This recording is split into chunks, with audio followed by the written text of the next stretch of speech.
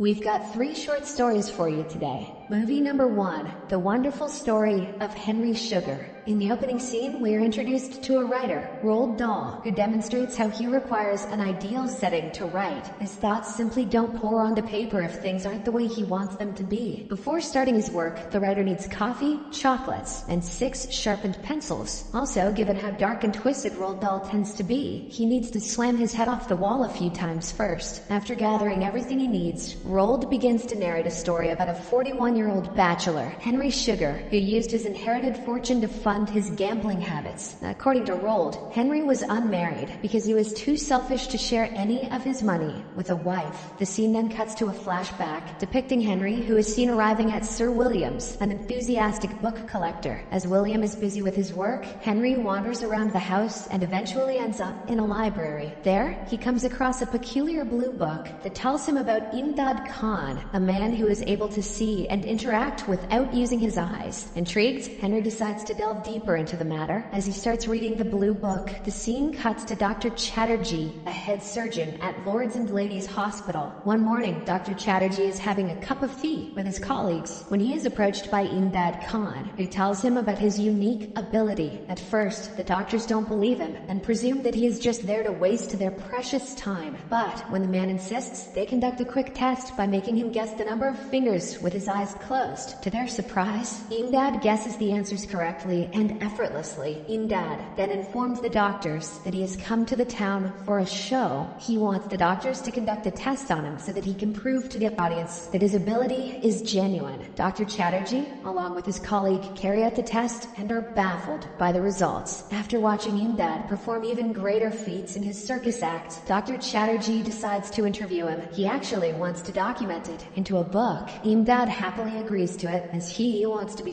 famous. He starts by talking about an encounter with a yogi who possessed an ability to levitate his body while meditating. He was not your average bear. One day, the curious Imdad hid on a branch of a tree and watched the yogi perform. Upon witnessing this supernatural act, Imdad couldn't stop his impulses, so he went running up to the yogi, hoping to learn the skill. However, the yogi got angry at him for violating his privacy. He threw a brick at Imdad, causing an injury to his leg. Shortly after, he felt bad for his actions, so he taught Imdad his meditation method. According to the yogi, only 1 in a billion is able to do this. The technique seemed almost impossible to master, but Imdad was confident that he could do it. Starting the next day, he began his deep meditation training by sitting in front of a candle and staring solely at its flame. After years and years of austerity, he made immense progress. At one point, he came to realize that he could read with his eyes closed. He then used this skill to amaze people around him. Dr. Chatterjee is shocked by all of these revelations and wants to delve further into the matter. But unfortunately, Imdad passes away overnight before he can conduct further study. Upon reading all these details from the blue book, Henry finds himself drawn to the matter as he believes that this skill can be a life changer. From this point onwards, he started his meditation by staring into a candle flame at eye level, exactly how Imdad did. After 3 years and 3 months of dedicated practice, Henry gains the ability to see through the backs of playing cards and read their face value within 5 seconds. One day, he goes to a casino in order to put his newfound ability to the test. Much to his elation, he is able to predict every single card and manages to earn £30,000 by the end of the day. This makes him the fastest person in the world to earn such a huge amount in a day. Now, he can be the richest person in the world who can do anything he wants. But as the days pass by, his excitement slowly fades away as there is no more thrill, suspense, or challenge in his life. Every time he makes a bet, he is certain that he will win. Unsatisfied with his new life, Henry throws the money off his balcony. It drops into the streets of London, inciting a riot. Soon, a police officer shows up at Henry's door and berates him for his action. The officer suggests that he find a more effective form of charity, such as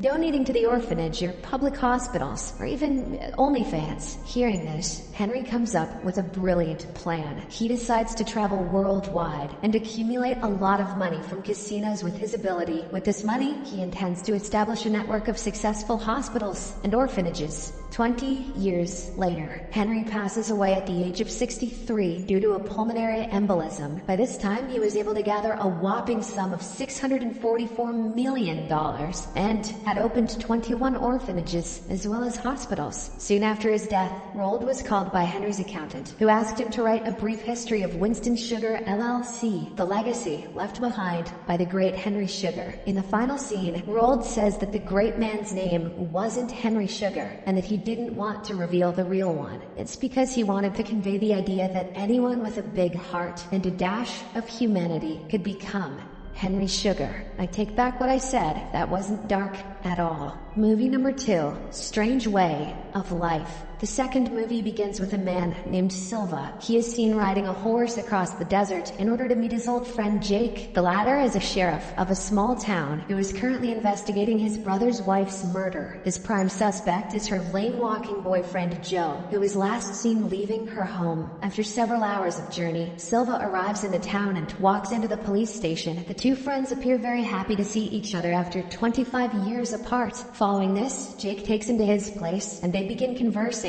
over dinner. As they talk, Silva recalls the moments they shared together in the past. Their conversation eventually takes a romantic turn, and they end up engaging in an intimate activity. Here, we learn that the two of them were in a relationship in the past. The next morning, Silva wakes up to find his partner taking a bath. As he goes to help him with a towel, Jake asks him for the actual reason why he's here. In response, Silva admits that he wanted to see him and be with him. He further suggests that they go for a date, but the sheriff declines, asserting that he has an important case to solve. When Silva inquires about its details, Jake reveals about the death of his brother's wife. He thinks that the murderer is Joe, who happens to be none other than Silva's son. Jake further suspects that his partner has arrived in town after 25 years solely to help his son escape. He also tells him that Joe had a violent relation with his brother's wife, due to which he warned him against entering the town. However, Joe did not obey him and continued to meet with her. Upon hearing this, Silva promises that he will send his son far away from the town. However, the sheriff does not believe him and remains resolute in his decision. An upset Silva then asserts that Jake never had a heart and that he slept with him for mere physical gratification. This infuriates the sheriff, so he holds him at gunpoint, demanding that he leave. In the aftermath, Silva rides his horse away from the town while Jake secretly tails him. As the night falls, they camp in the middle of the desert and separately recall an afternoon from their youth. During that time, the two of them were in a wine ranch with 3 hot girls. They broke one of the containers and started drinking and showering in wine. In the midst of that joyful moment, the two boys started kissing each other, leaving the girls in shock. Back in the present, Silva returns to his ranch where he finds his son sleeping. He quickly wakes him up and informs him of his unsuccessful attempts to persuade the sheriff. He then hands Joe some money and tells him to cross the border to Mexico, forbidding him from returning here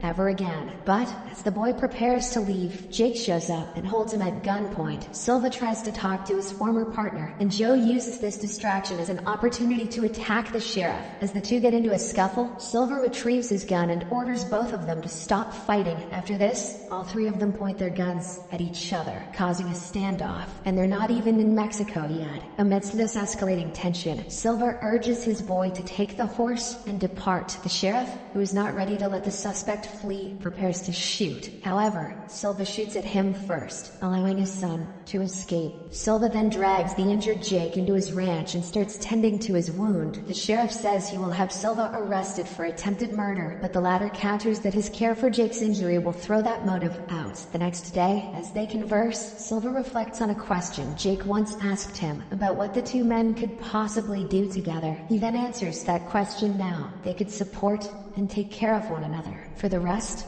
of their lives. That was really sweet. I wonder if the next movie will be the same. Movie number 3, This Is How You Die. Not sweet. At the beginning of the third movie, we see a young woman jogging in the streets. During this, she comes across a peculiar death machine that will predict one's death when they insert their finger in its hole. Despite being nervous at first, she eventually musters up enough courage to toss a coin into the machine and then insert her finger. Following this, the machine activates. It pierces her finger and uses a sample of her blood to figure out her fate. The woman receives the result on a piece of paper that reads, "Old Age." Believing that she will die only in old age, she happily continues jogging with earphones in her ears. But as she crosses the road, she is suddenly hit by a car driven by an old man. She dies on the spot, and it was old age who killed her.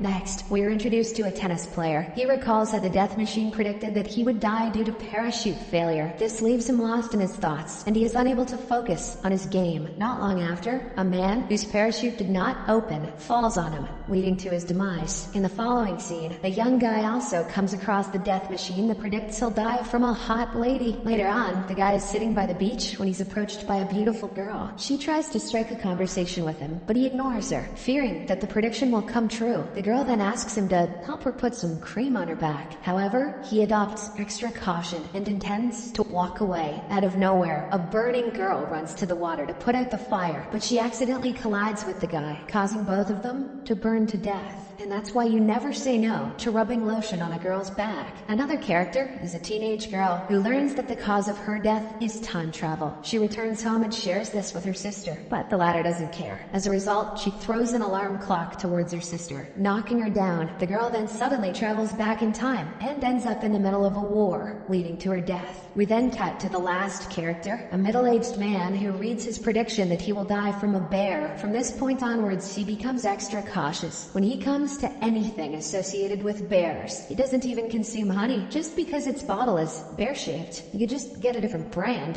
One evening, his wife reminds him of the camping trip planned for the next day. The man is clearly hesitant to go, but he agrees when his wife keeps on nagging. The following day, the couple sets out for their camping program in the middle of the forest, with the man adopting extra caution in every step. After several hours of walking, they set up a camp to spend a night. The man is so scared that he stays up for the whole night, grabbing an axe in his hand. But nothing bad happens, and they eventually head home in the morning. In the final scene, the man returns to his office and shares his camping experiences with one of his colleagues. Amidst this, he is suddenly attacked by a bear that emerges from the trash bin and kills him. Subscribe for more videos like this, turn on notifications, and leave a like to help the channel out. Thank you for watching.